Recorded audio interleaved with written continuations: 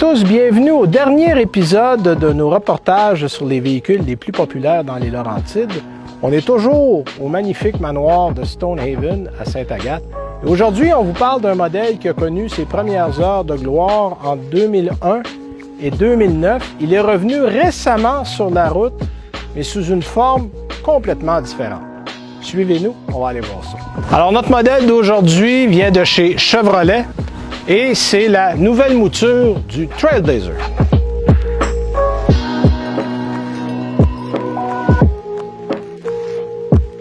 Il existe dans le Trailblazer pas moins de 4 modèles. Les modèles de base sont les LS et les LT et vous avez 2 modèles un peu plus distinctifs de par leur habillage, le RS et le Active. Nous, aujourd'hui, on a un modèle LT, en fait, qui est le deuxième de la gamme. C'est pas un modèle qui se distingue visuellement de par la façon de l'habiller, mais ce qu'on a essayé de faire chez Chevrolet, c'est de faire beaucoup avec peu. C'est-à-dire que c'est un petit véhicule. Par contre, comme la garde au toit est assez haute, on a élargi un peu le véhicule pour donner, en fait, plus d'espace à un petit modèle. Donc, le style est sympathique, les proportions sont bonnes, et ça en fait un véhicule qui est, ma foi, assez agréable à regarder. Prochaine étape, on vous amène à l'intérieur.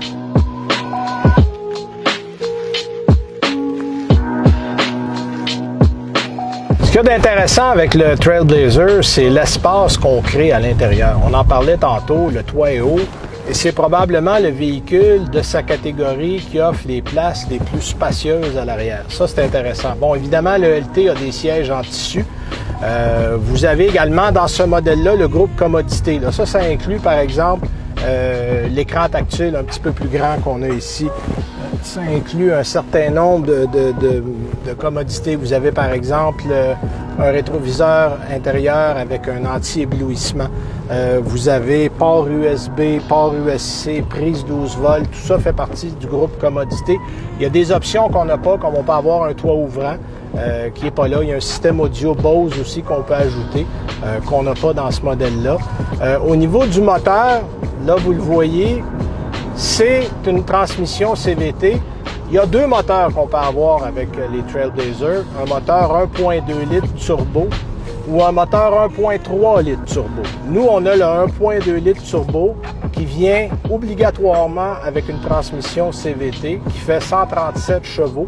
Sinon, le 1.3 litres vient aussi avec 4 roues motrices et à ce moment-là, on a une transmission automatique.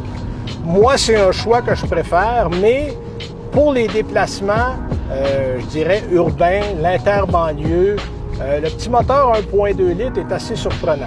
Ça va bien se déplacer. Le fait qu'il y ait un turbo, ça lui donne suffisamment d'allant pour pouvoir vous déplacer à des vitesses d'autoroute sans avoir à trop travailler.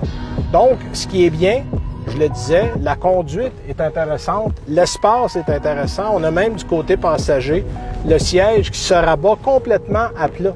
Donc, vous pouvez mettre un objet complètement en arrière, traverser la deuxième rangée de sièges et amener l'objet sur un siège couché jusqu'à l'avant.